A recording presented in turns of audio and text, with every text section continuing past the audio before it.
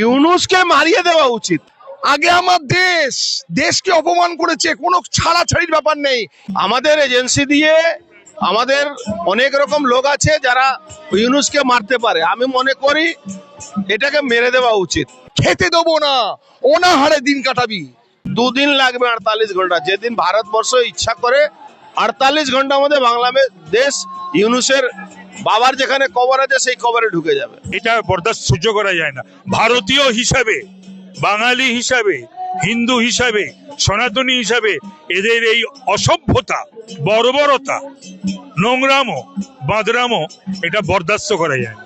চাল, ডাল, আটা, চিনি, তেল, যা বলবেন, জল, দুধ সব ভারত থেকে যায়। ভারতের জন্য স্বাধীনতা পেয়েছে। পিবির আবার বড় বড় কথা। ইউনিসকে আমরা চিনিই না, জানার প্রয়োজনও মনে করি না। আমার দেশের অপমান যে করেছে বাংলাদেশ, আমি বাংলাদেশের কথা বলছি।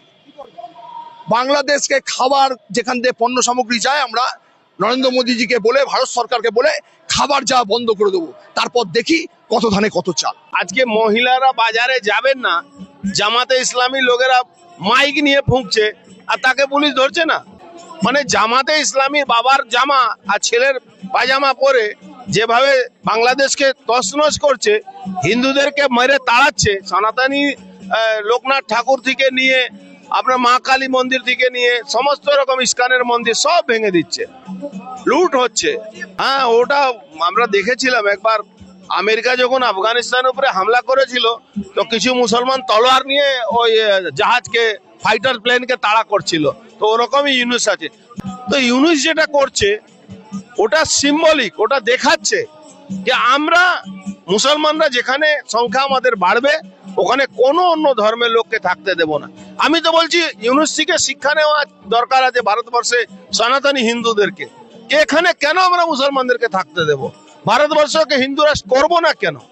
এদেরকে ভারতবর্ষ থেকে তাড়াবো না কেন? ওর থেকে শিক্ষা নেওয়া উচিত। আর পৃথিবীতে একমাত্র দেশ এখনো যেখানে হিন্দুরা আছে, বাদ বাকি সব দেশ থেকে তো হিন্দু তোর চলে গেছে।